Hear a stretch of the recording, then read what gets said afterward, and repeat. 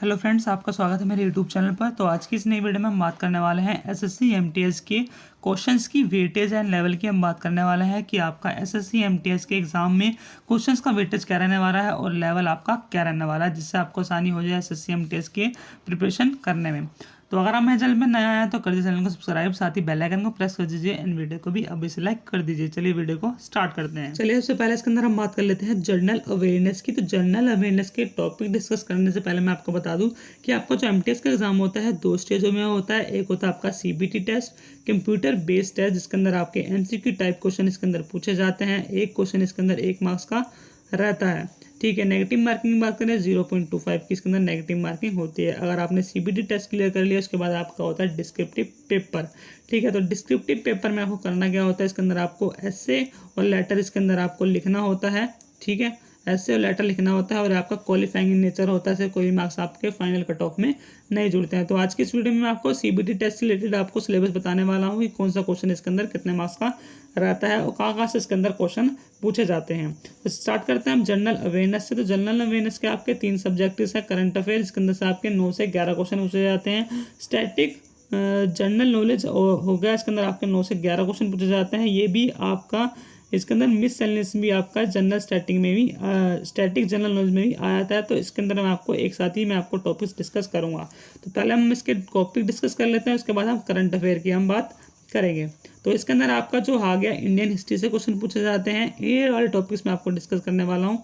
तो इनमें से आपके इंडियन हिस्ट्री आ गई। तो इंडियन हिस्ट्री में से आपका मॉडर्न हिस्ट्री नहीं पूछी जाती है और इसके अंदर आपका मिडिवल हिस्ट्री एंड प्राचीन काल में से इसके अंदर क्वेश्चन पूछे जाते हैं। तो इसमें से आप इसके अंदर क्वेश्चन प्रिपेयर कर सकते हैं। आपने कोचिंग ले रखी है, वहाँ से आप प्रिपेयर कर सकते हैं। आपने 11th-12th में बुक्स पढ़ी होगी हिस्ट्री की, तो वहाँ से आप इसकी प्रिपरेशन कर सकते हैं। ठीक है, इसके बाद हम नेक्स्ट बात कर लें, आप टॉपिक लिख भी सकते हैं। इसके बाद आता है आपका इंडियन आर्ट एंड कल्चर में से आपके क्वेश्चन पूछे जाएंगे। जैसे पूछ लिया इसके अंदर पोंगल फेस्टिवल कहाँ पर मनाया जाता है और ये नृत्य कौन सी राज्य में मनाया जाता है, कहाँ पर फेमस है, ये डांस कहाँ पर फेमस है, कहाँ का लोकप्रिय डांस है। तो इस टाइप से आपके इंडियन आर्ट एंड कल्चर में से क्वेश्चन पूछे जाएंगे। इसके बाद हम बात कर लेते हैं ज्योग्राफी की। तो ज्योग्राफी में से आपके रिवर्स हो गया, डैम्स हो गया। ठीक है, तो रिवर्स एंड डैम्स में से आपके जो क्वेश्चन बनते हैं तो वो आपके पूछे जाएंगे इसके अंदर ज्योग्राफी के अंदर। इसके बाद हम बात कर लें इकोनॉमिक्स की। तो इकोनॉमिक्स में से आपके इसके अंदर जीएसटी में से कभी कभार क्वेश्चन पूछ लेते हैं, 1 से 2 क्वेश्चन इसके अंदर पूछे जाते हैं, नॉर्मल टाइप के इसके अंदर क्वेश्चन आते हैं।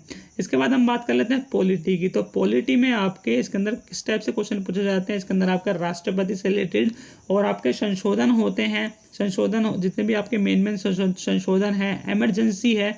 ठीक है, तो इस टाइप से आपके पॉलिटी में से क्वेश्चन पूछे जाते हैं, पूछे जाएंगे एमटीएस के एग्जाम में। ठीक है, इसके बाद हम बात कर लेते हैं इसके अंदर बुक्स एंड राइटर्स।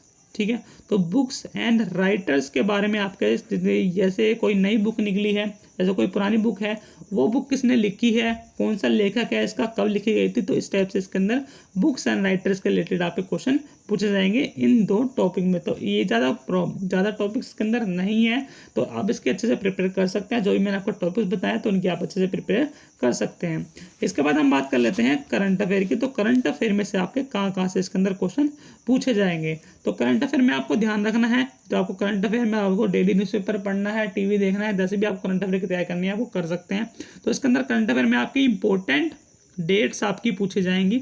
ठीक है, इंपॉर्टेंट डेट, जैसे कोई भी योजना आ गई, कुछ भी आ गया, कोई भी रिसेंट में कुछ हुआ, जैसे किसान आंदोलन चल रहा है, तो किससे रिलेटेड आपकी डेट्स आपकी पूछी जाएंगी, किसान आंदोलन से रिलेटेड आपकी इंपॉर्टेंट डेट्स पूछे जाएंगे।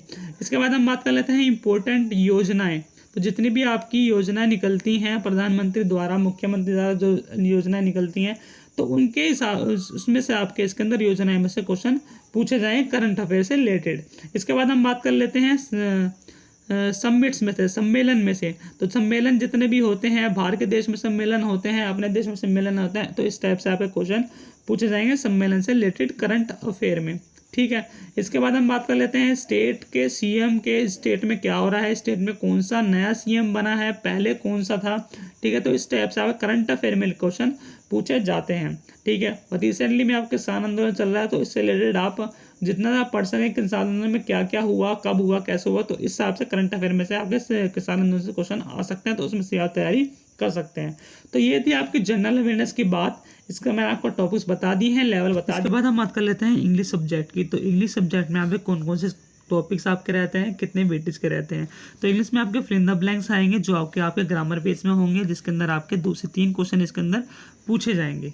इसके बाद हम बात कर लेते हैं रीडिंग कॉम्प्रिहेंशन की। तो रीडिंग कॉम्प्रिहेंशन आपका पैसेज आएगा इसके अंदर एक, जो कि आपका 5 मार्क्स का रहेगा। तो आपको पैसेज पढ़ने की और इसके अंदर क्वेश्चन सोल्व करने की हैबिट बनानी होगी। वो आपको प्रीवियस ईयर क्वेश्चन पेपर जितने भी हैं उनमें से आपको कॉम्प्रिहेंशन पैसेज की अच्छे से आपको प्रैक्टिस करनी होगी। इसके बाद हम बात कर लेते हैं स्पेलिंग एरर आपके पूछे जाएंगे। 2 से 3 आपके क्वेश्चन इसके अंदर पूछे जाएंगे। आपको रॉन्ग स्पेलिंग प्रोवाइड कर देंगे, तो उसको आपको सही स्पेलिंग बतानी होगी 4 ऑप्शन में से कि इसके अंदर से आपके 4 ऑप्शन में से कौन सी स्पेलिंग इसके अंदर सही है। इसके बाद हम बात कर लेते हैं इडियम्स एंड फ्रेज की। मुहावरे पूछे जाएंगे आपके 3 से 4 क्वेश्चन इसके अंदर पूछे जाएंगे आपके, तो आपके 3 से 4 मार्क्स के होंगे। इसके बाद हम बात कर लेते हैं सिनोनिम्स एंड एंटोनिम्स आपके पूछे जाएंगे, जो कि आपके 2 से 3 मार्क्स के आपके रहने वाले हैं। तो सिनोनिम्स का मतलब होता है किसी वर्ड का सेम मीनिंग, एंड एंटोनिम्स का मतलब होता है किसी वर्ड का अपोजिट मीनिंग। तो आपके एक वर्ड दे देंगे इसके अंदर, आपको इसके अंदर सिनोनिम्स में सेम मीनिंग बताना होगा और एंटोनिम में अपोजिट मीनिंग आपको इसके अंदर बताना होगा।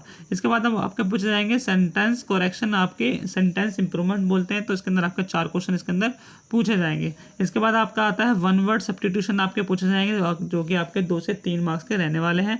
इसके बाद आता है आपका स्पोर्टिंग एरर आपके पूछे जाएंगे, जो कि आपके ग्रामर बेस से पूछे जाएंगे, आपके 3 मार्क्स के होंगे। तो आपको ग्रामर की आपको अच्छे से तैयारी करनी होगी। आपने कहीं से कोचिंग से पढ़ रखा तो अच्छी बात है, नहीं पढ़ रखा तो आप बुक्स आती हैं, एमबी एप्लीकेशन बुक है, इंग्लिश के लिए प्रोवाइड करी गई है, बेस्ट बुक है, तो वहाँ से आप रूल अच्छे से पढ़ सकते हैं। इसके बाद आपका नेक्स्ट सब्जेक्ट आता है मैथमेटिक्स। तो मैथमेटिक्स में से आपके कंपाउंड एंड सिंपल इंटरेस्ट में से आपके 1 से 2 क्वेश्चन पूछे जाएंगे, जो आपके 1 से 2 मार्क्स के रहेंगे।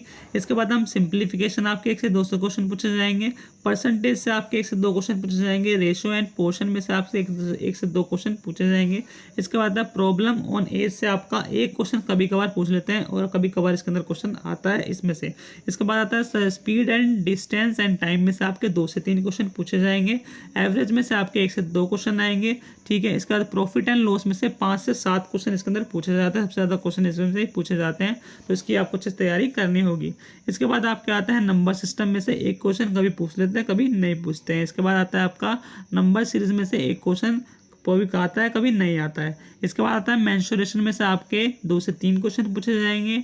ट्रिग्नोमेट्री में से आपका 1 क्वेश्चन, अलजेब्रा में से 1 से 2 क्वेश्चन, ज्योमेट्री में से 1 क्वेश्चन, मिक्सचर प्रॉब्लम में से 1 क्वेश्चन, टाइम एंड वर्क से 1 से 3 क्वेश्चन, एंड डाटा इंटरप्रिटेशन में से आपके 1 से 2 क्वेश्चन, 2 से 3 क्वेश्चन इसके अंदर पूछे जाएंगे।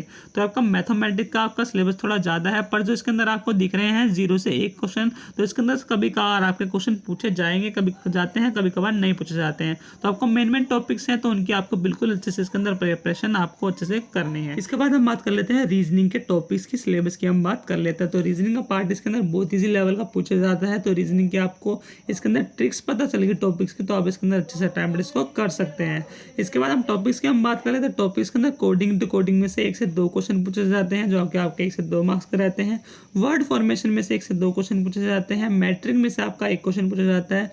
क्लासिफिकेशन में से आपके 3 से 4 क्वेश्चन इसके अंदर पूछे जाते हैं। एनालॉजी में से आपके 3 से 4 क्वेश्चन इसके अंदर पूछे जाते हैं। Arranging of word in a meaning of manner में से आपके 1 से 2 क्वेश्चन पूछे जाते हैं। डायरेक्शन एंड डिस्टेंस में से आपका 1 क्वेश्चन कभी पूछ लेते हैं, कभी नहीं पूछते हैं। इसके बाद हम बात कर लेते हैं ब्लड रिलेशन से आपके 1 से 2 क्वेश्चन रहते हैं। और सीरीज में से आपके 4 से 6 क्वेश्चन इसके अंदर पूछे जाते हैं।